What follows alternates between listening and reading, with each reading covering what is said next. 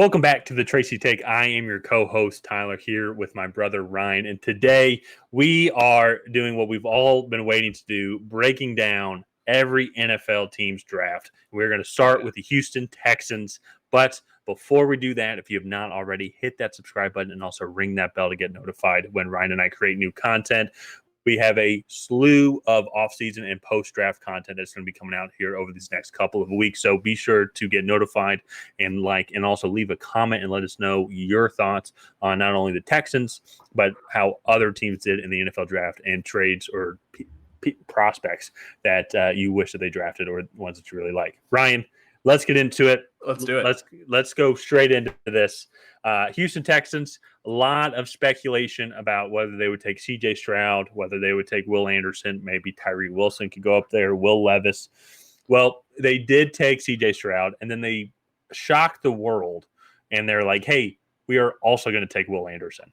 And what a way to honestly kick off the draft. It's like everybody knew like Bryce Young was going to be the guy, and then we had no idea what was going to happen, and they after that, and they did not disappoint at all. First, I think it was Daniel Jeremiah, but he predicted it in his mock draft right before the draft came out. He said he thinks that the Cardinals are going to trade back with the Texans, and then they're going to get Stroud and Anderson, and that's exactly what happened. So props to him for predicting that.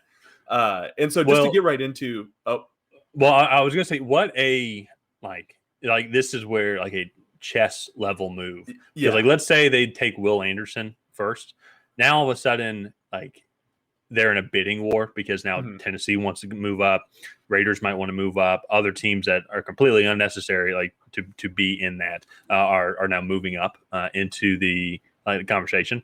So when they take C.J. Stroud, no one's really thinking about like trading up, and they don't know if they like Will Levis, or maybe if they don't want to give up a first rounder for Anthony Richardson.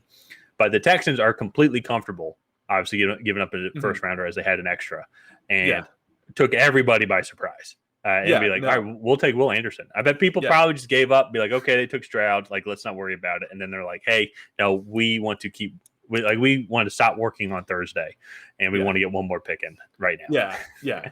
So let's just get right into it. So at pick number 2, they took C.J. Stroud. And then, as we already mentioned, at pick number 3, they traded up with the Arizona Cardinals and then took Will Anderson Jr., the edge rusher from Alabama. And then there was a pretty long gap there, about 60 picks, between their next pick, which was Juice Scruggs, the center from Penn State. I have mixed feelings about this pick. I wasn't a super big fan of Juice Scruggs coming out. But it does fill an immediate need, and he is an NFL caliber player. It's just nothing elite. And for the second round, I would have rather taken some of the other players that were available.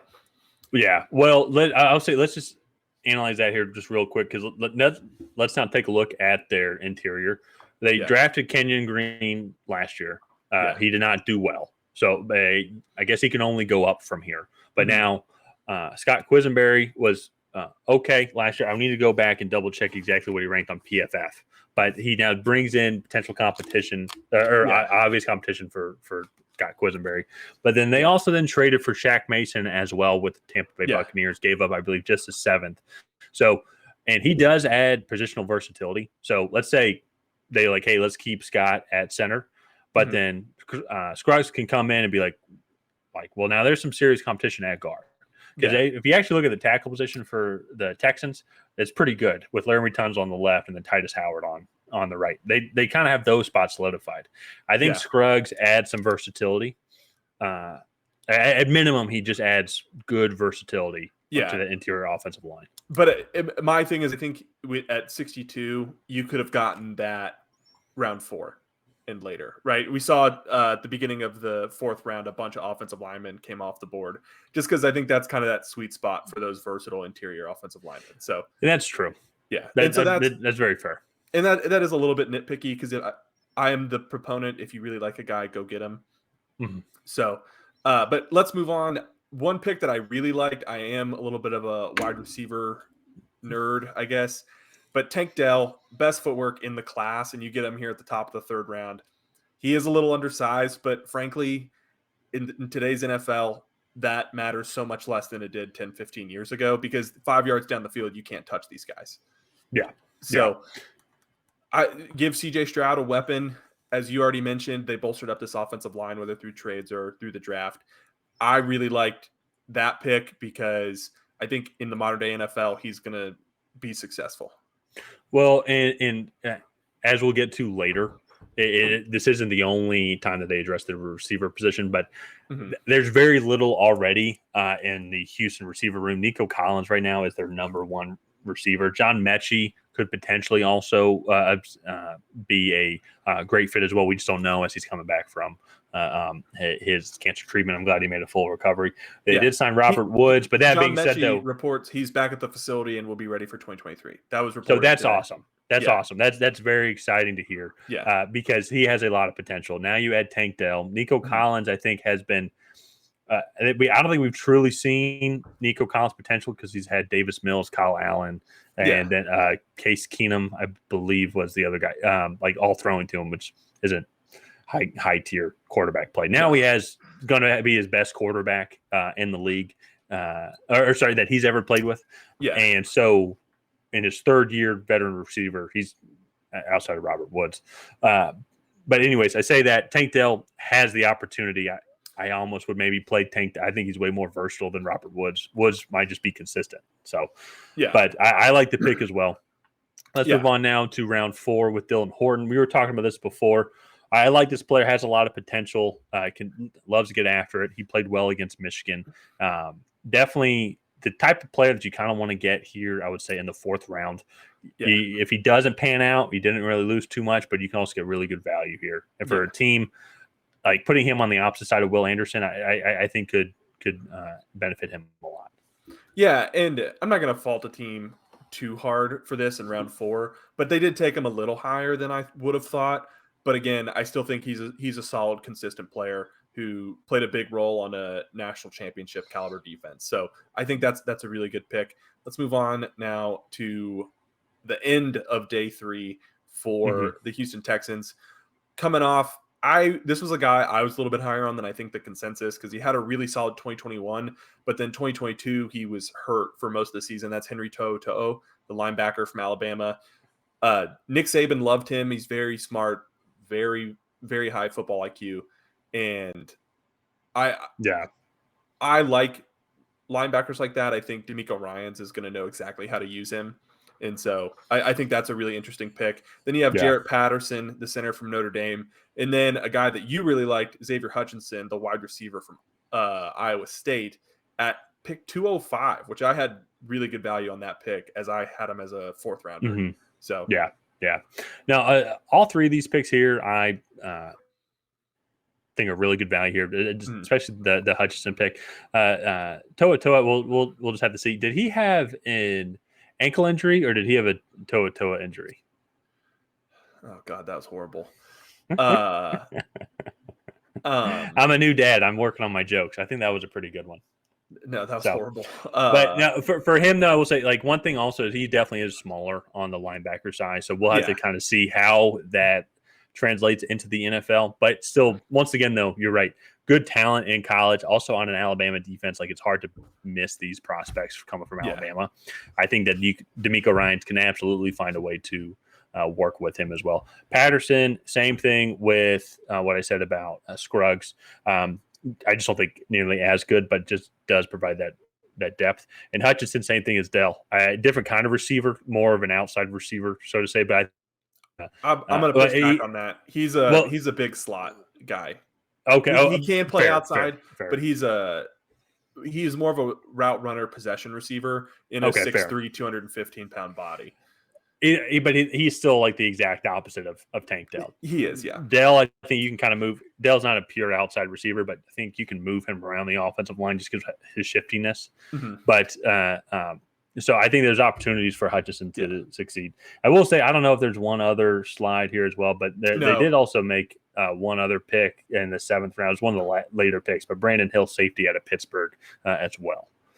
When I was updating this, I think round 7 had just ended, so it might not have been fully updated, but yeah. But no, so I do want to make one comment. I do think that is slightly ironic. Tank Dell is actually he took the majority of his snaps outside the numbers Mm-hmm. as an outside receiver, and Xavier Hutchinson took the majority of his snaps in the slot. It's like you have a 5'8", 165-pound guy and then a 6'3", 215-pound guy, and their roles have completely flipped in the modern day NFL. So Yeah, I think that's interesting. But let's get into our grades here for the Houston Texans. So you ended up giving them an A. Why is that? For me, I wanted to only give one team an A+, and I thought about it a lot. There are several teams that I had in the potential A+ category, but I ended up just going away from the Texans here, solely just because. Also, yes, they got Will Anderson as well, and they got Tank Dell, but it's nothing really like they potentially obviously could have. An A+, but I really did like their draft. I'm a big proponent of going and getting guys that if you truly like them, like figuring out a way to go and get them. And those first two picks to me, like those are face of the franchise type guys on both sides of the ball. And you want to support CJ Stroud as well. And I think they did a really good job with that, with getting Scruggs, getting Dell, getting Hutchinson. Mm-hmm. And at the same time, on the flip side, they got Anderson, Dylan Horton as well. They also signed Sheldon Rankins in the offseason also to kind of help with that defensive line. So they've made a lot of great moves, and I think that this draft right here has helped out a bunch with them moving forward. It was just one slight it's not even like their fault. I just liked another team's draft better. Just at the end of the day. It's on why they didn't get my one A+. But to me, they're top 3, top 4 drafts in this class. Yeah. No, I mean, I agree. I definitely think that they're in the top 10. I gave them an A-. I just am not super fond of that Juice Scruggs pick. And then also you double up on center prospects specifically. I know they probably have some guard versatility, but they did both play center majority of the time. And in a way, that could be a good thing. You have good depth there. And then also, too, I think the Dylan Horton pick was a little high for where I had him going. And so I gave them an A-. An A- is a very good draft for me. I kind of rate everything. A B- is like average, and anything above that is above average to good. So I still think they had a really solid draft. I like what they're doing down in Houston. I think that they had a really solid draft, and they're going to be able to build around this team next year, even though they traded a first-round pick next year, because they still have another. So I really like it. I think that things are looking up for them. And yeah, I'm excited to watch them this year. That division is going to be crazy. It's going to be insane. And then at some point too, and we're going to do our Titans draft review right after this, should be coming out as well with this Texas video. So be sure to check it out. But like now with Levis, then they have Anthony Richardson going up against Trevor Lawrence. Like it's going to be crazy. And we'll have to do a whole nother video on this, but just the level of AFC quarterbacks. Yeah. And I'm trying to even think which team had, like, is Garoppolo honestly the worst quarterback in the AFC? Yeah, I think you have like Garoppolo, Mac Jones. I would almost put Mac up there because Tua is definitely a product of a system, but we're way off track. But yeah. So let's go ahead. Let's wrap up this draft review here. Let us know down below in the comments what you thought of the Houston Texans draft. And while you're on your way, go ahead and smash that like button and subscribe to the channel and help us grow our community. And other than that, we will see you guys next time.